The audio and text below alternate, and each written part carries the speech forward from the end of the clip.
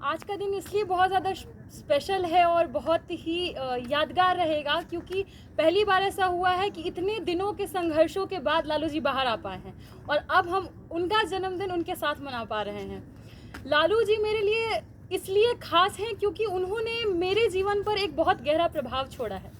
पहले जब हम जिस समाज से आते हैं, जिस समय हम लोग देख रहे थे, समझ रहे थे चीज़ों को, काफ़ी छोटे थे, लेकिन ये तो समझ में आ रहा था कि जो भी मीडिया पोर्ट्रेयल था उनके खिलाफ था। हर जगह दिखाया जा रहा था चोरी हो रहा है, घोटाला हो रहा है, बिल्कुल इस तरीके से कि उन्होंने निगेटिव के अलावा कुछ पॉजिटिव नहीं किया क्योंकि मीडिया में हमारे लोग मौजूद नहीं थे। लेकिन जब बड़े हुए, यहाँ पर पहुँचे, तब मुझे मालूम हुआ कि यहाँ पहुँचने का कारण, मेरा यहाँ आने का कारण कोई और नहीं, लालू जी हैं, जिन्होंने पिछड़े समाज के लिए मंडल कमीशन के द्वारा शैक्षणिक हमारा हक दिलाया, हमें आरक्षण दिलाया, जिसके हकदार थे हम। ज़रूरत की बात नहीं, उसकी हकदारी थी हमारी, जो उन्होंने हमें दिया। उनका दशक जानबूझ करके जंगल राज के नाम से इसलिए प्रचलित किया गया क्योंकि उनके लिए वो जंगल राज ही होगा जहाँ पर पिछड़ा, बहुजन, दलित, आदिवासी, पसमानदा अपनी आवाज़ बुलंद करेगा। कभी कोई सोच नहीं सकता था कि एक पत्थर तोड़ने वाली की बेटी, एक मुसहर समाज की बेटी विधानसभा में जाएगी। कभी कोई नहीं सोच सकता था कि कोई दलित शंकराचार्य बनाया जाएगा।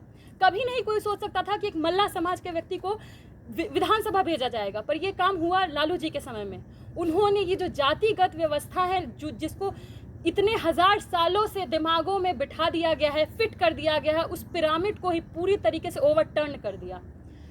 ऐसे लोग, लालू जी जैसे व्यक्ति, हम जहाँ तक समझते हैं कि वो सैकड़ों सालों में पैदा होते हैं, जिनके अंदर उनके खून की गर्मी में ही बगावत होती है। वो बगावत जिससे पूरा का पूरा समाज डरता है।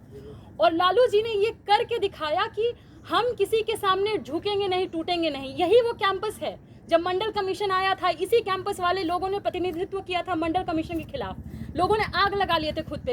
तब कहाँ गया था इन लोगों का सो कॉल्ड सेल्फ प्रोग्रेसिव समाज, जो आज हमारे हक पे बोलते हैं। लेकिन आप ये भी देखिएगा कि जिस तरीके से लालू जी को यादव होने का टैग दिया गया कि उन्होंने सिर्फ यादव वर्ग के लिए काम किया, लेकिन मुझे जहां तक लगता है कि उन्होंने पूरे पिछड़े समाज, बहुजन समाज के लिए उन्होंने काम किया। जानबूझ के यादवाइजेशन का टैग लगाया गया इन्हीं मीडिया कर्मियों द्वारा, ताकि उनको एक कम्युनिटी का नेता बना दिया जाए। लेकिन लालू जी किसी मीडिया के मोहताज नहीं है, किसी एक व्यक्ति के मोहताज नहीं है। वो एक विचारधारा है जो हमारे अंदर बसे हैं, आपके अंदर बसे हैं। जब तक ये लड़ाई चलेगी, जब तक हम अपने हमारा हक को हम छीन नहीं लेते हैं, जब तक हमारा हक हमें मिल नहीं जाता है, जब तक महिलाएं हर शिक्षा के संस्थानों में प्रवेश नहीं कर जाती हैं, जब तक कोई पिछड़ा ऊपर की कुर्सी पर पहुंच नहीं जाता है, जब तक कोई दलित पहुंच नहीं जाता है उस कॉलोनियम सिस्टम को तोड़ करके न्यायालय में, जब तक कोई पासमानदा ऊपर सबसे आर्मी के सबसे टॉप पर नहीं पहुंच जाता है, तब तक हमारा काम खत्म नहीं होगा।